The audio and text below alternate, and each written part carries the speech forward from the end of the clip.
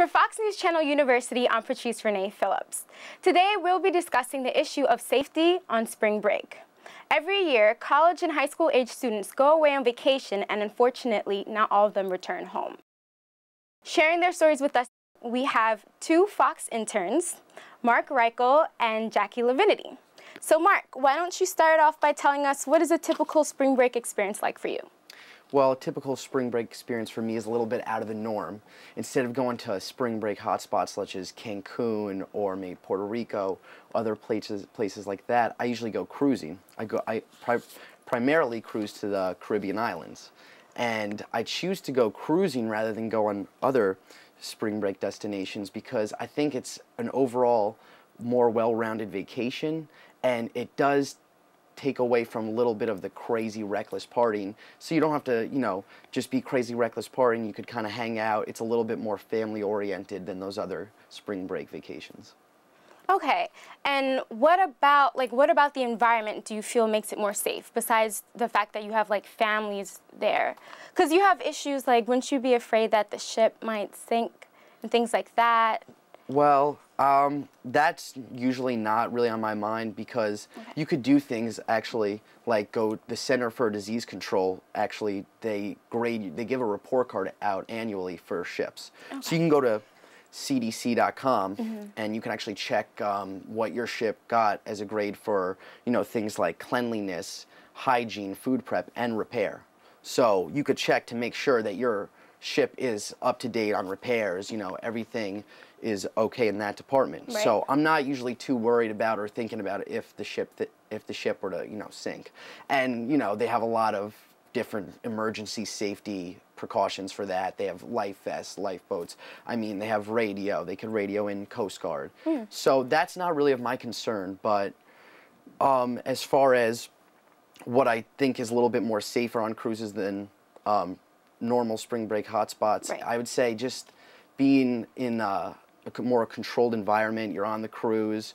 It's they give you out the first day. They have an orientation and they tell you okay, if you're in this situation, this is what you do, kind of thing. Right. And they actually do tell you about if the cruise is if there's an emergency and we have to have an emergency exit off the cruise, what steps to take not to panic. Oh. I think that's the big thing to do is basically you don't panic, Well, that's really helpful information. And how about you, Jackie? What's a typical spring break for you?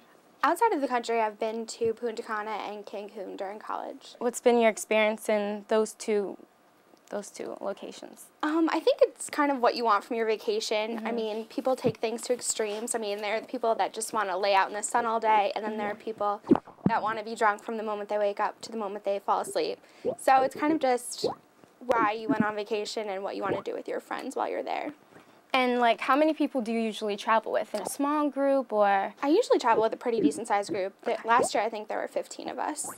And I think, Mark, you said before that you travel in a smaller group. Yeah, primarily I travel in a smaller group, 4 to 5 friends or so. I find it okay, I don't find anything to be, too much safety problems with that. As long as everyone stays with the group. I'm with 4 to 5 other guys usually. Okay. So, usually we're okay with that. At least bring one friend. That's kind of a rule we have. At least bring one friend out when you're going off the islands and you're going to different, bars or clubs or any kind of nightlife destinations or, any kind of partying going down. Just bring at least one more friend with you. And as a male, how do you feel that your safety is in jeopardy when you're on vacation? You know what? I really think that it can go with males too, as far as being vulnerable. Females have, predominantly been in the news for disappearing. You have Natalie Holloway. I think that males are just as vulnerable as females. I mean, for me personally, I try and watch my alcohol consumption so that I'm not, walking around in a drunken stupor getting taken advantage of.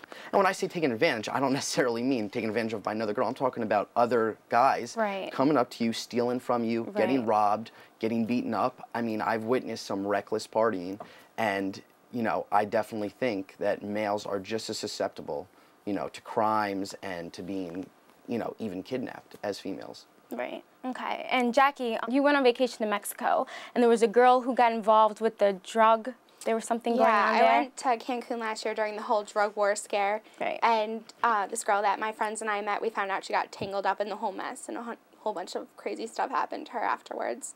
And as someone talked about before, like, the Mexican police are not always legit, so it was kind of scary. And how did you guys handle that situation, being in that environment? Well, when we got to Cancun, there were, like, huge black trucks going up and down the streets with men dressed in black and, like, machine guns in their hands. And it was just kind of scary, but you have to just definitely stay at your resort, know where you're going to go out. If you're in Cancun, like, usually go off the property. I mean, I did, but you just have to know what you're going to do. You have to make sure that you stick with your friends. Okay, and so have you ever, like, met a stranger and disappeared from the group, separated from your friends ever? No, I definitely haven't. Unfortunately, we all have to learn from the horrible situations that we hear on the news, I think. But I do know people that have gone off with strangers, and, I mean, they've been okay afterwards, but there's always the possibility, I think. So how has peer pressure ever played into, like, a decision that you made or someone you know of has made on spring break? Well, even when we were talking about going off the resort, I wasn't really sure that I wanted to in the first place, but then there's, like, senior frogs and stuff like that, so we ended up going. But you really do have to be careful about your public transportation. At nighttime, it's kind of scary, so you have to watch out who you're actually talking to. I mean, the locals there aren't always trustworthy, so you have to just be careful. Okay, so, and what will you be doing this spring break? I'm actually just staying in the country and going to Florida, so. Okay. Yeah. And how about you, Mark? I will be going on a Norwegian cruise. I'll be taking the Norwegian Gem, and I'll be going to the Caribbean, like usual. So I'm definitely excited and, you know, look forward to it. So for students who will be staying in the country, what advice do you have to offer them about how they can be safe for their spring break in 2010? I would definitely say stick with your friends, know who you're hanging out with, and just make sure that you have a good time, but, you know, be careful of your alcohol consumption and just watch your surroundings. And how about you, Mark? I'd say, you know, first and foremost, as she said, is to stick with your friends, stick with a group. Always have at least one person, you know, going with you. If you want to go off by yourself, you know, at least bring one friend. At least get one friend to go with you. And I think that's basically the most important rule of thumb when going on any kind of vacation, you know, in general. Just always have at least one person. Because, you know, even when you befriend someone on a vacation, you know, I've met people, I've befriended them, I still don't go off with them by myself. I still at least, you know, have them stick with my group, or, you know, or a group, or at least one friend, so that, you know, I can make sure that I'm safe and, you know, make sure that nothing unforeseen can happen to me.